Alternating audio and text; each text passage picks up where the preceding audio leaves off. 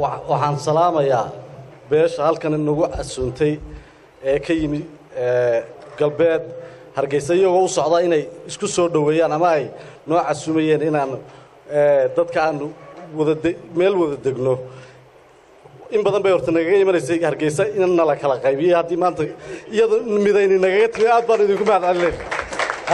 idinku mahad celinaynaa haddii ay midayntaydu maanta bilowdeen waxaan kaloo u sheegayaa beesha aanu ka soo jeedno waxa marar hore oo fara badan dhacday in gudiyo beesha galbeedka ay casuumada u sameeyaan beeshaanu ka soo jeedno ama ha noqoto Cuqaal ama ha noqoto gudiyo oo taana ay wasiiro isku taageen oo ay gudidii noqotay wax wasiiro xidhan ama ay noqotay salaadiinta iyo cuqaashi meel laga xukumo wasiirada oo la kala garan laayahay siyaasadda iyo dhaqanka waxa weeye dhaqanku meel buu lahaa hadday heshiis tahay cuqaasha waxgaradka aqoonyahanka ayaa isu soo dhaweynta beelaha iyo nabadeynta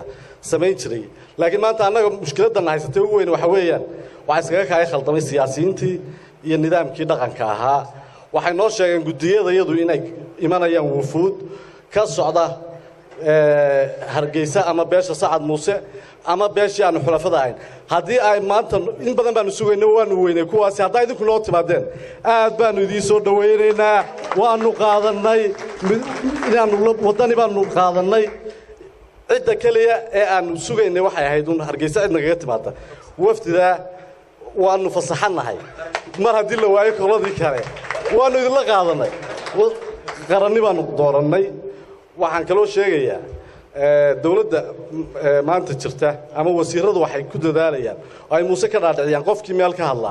inay xidhaan Muuse waxaan maleeynaa intaas ku filan madaxweynenimadiisa in dadka loo xidho qaarna loo hanjabo qaarna laga jaro mushaarka yar way ku filan tahay waan maleeynaa Muuse madaxweyne uu noqday intaas isaga ku filan wassalaamu calaykum waraxmatullaahi wabarakaatuh